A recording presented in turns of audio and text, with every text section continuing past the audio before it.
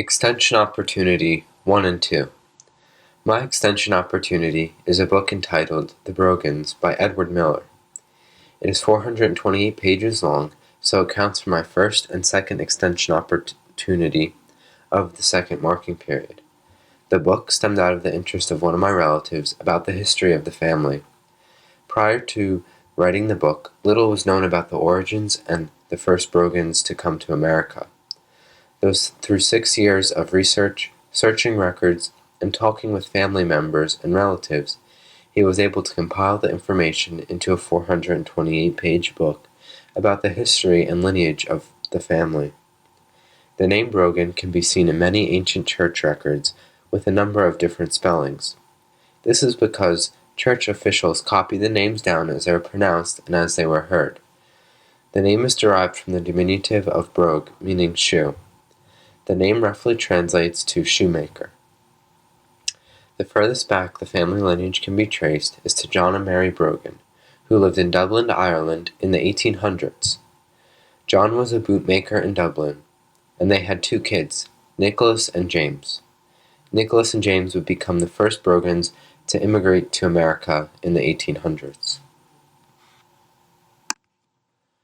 The first thematic learning objective I'm going to connect to is migration and settlement, using the historical thinking skill of interpretation.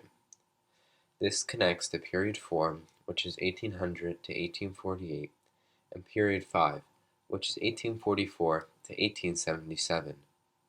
Nicholas Brogan was the first to emigrate to America.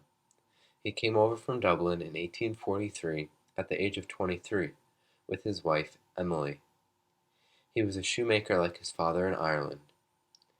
When they first arrived in America, they lived in New York City's 11th Ward. See the map. Next, they moved to the 17th Ward, and then finally the 18th. Conditions were not stellar. The ward was made up of tenements, which were 3 or 4-story, one-family houses converted into use by 2 families per floor, which fostered poor living conditions. His brother James made the journey to America in 1845 at the age of 21 with his wife Mary. He was also a shoemaker, but for the quote-unquote gentry of New York City. Like his brother, he lived in the 17th and 18th Ward, but moved out later in his life. Nicholas and James, like many other immigrants, hoped for a new life here in America and were willing to struggle and endure hardships for promise of a better future. James and Mary had 6 children. However, Peter, the eldest, is the most relevant for the purposes of this extension opportunity. Peter was a plumber and the first of the Brogans to move out of New York City into the surrounding countryside. Peter was married to Mary A. Kenny Brogan.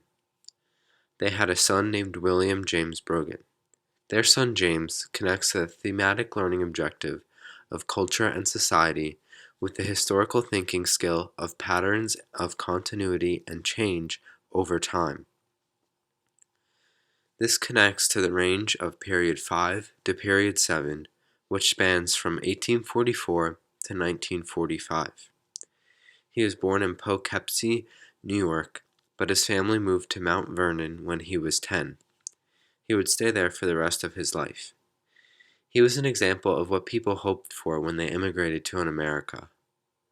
He attended law school in the 1890s, and out of college he became a manager for G.W. Bard.